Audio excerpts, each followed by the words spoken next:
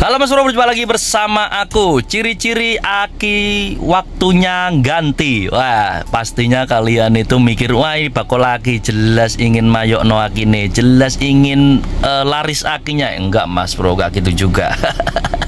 Karena konsumen aku juga banyak banget loh. Kayak semisal, ini ciri-ciri aki rusak apa enggak sih kalau di starter kayak gini lah. Ada juga yang bingung seperti itu, apalagi para ibu-ibu atau bapak-bapak yang kurang tahu tentang otomotif baterai kendaraan. Nah, kali ini akan aku kasih tahu ya, ciri-ciri aki mulai waktunya ganti atau lemah. Yang pertama dilihat dari usia pemakaian. Kalau usia pemakainya sudah 2 tahun, biasanya kesehatan baterai itu sudah menurun. Kalau kesehatan baterai sudah menurun, artinya daya simpan atau durasi daya simpan aki itu juga semakin pendek. Nah, kenapa saya bilang durasi semakin pendek? Kalau semisal mobil kalian itu parkir selama 7 hari, biasanya di starter itu sudah mulai berat. Nah, itu ciri-ciri utamanya di situ Mas Bro ya. Kalau akinya itu bermasalah dan memang waktunya ganti, faktor usia, dan nanti kalau banyak nganggurnya juga di starter agak berat gitu. Itu ciri-ciri utama yang menurut aku sering saya temui di lapangan gitu ya. Kemudian apalagi ya,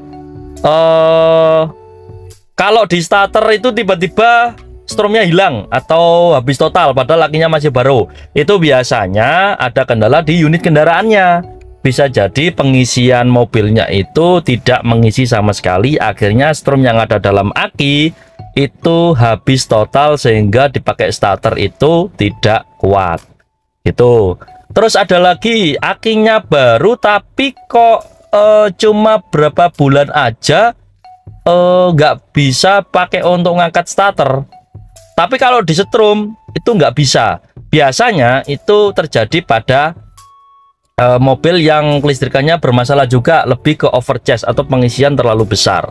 Biasanya faktornya itu seperti itu, dan dampak pada aki, selnya itu lebih ke mekar atau lebih keputus, dan di bagian permukaan atas aki itu kayak lembab-lembab ada airnya gitu loh.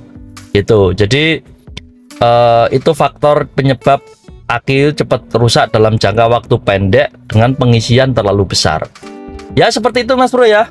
Ya intinya seperti itu. Kalau kalian ingin memahami, kalau kalian belum paham silahkan bertanya di kolom komentar. Kalau memang ada pertanyaan saya bisa jawab, saya jawab gitu ya. Semoga informasi ini bermanfaat. Sampai jumpa.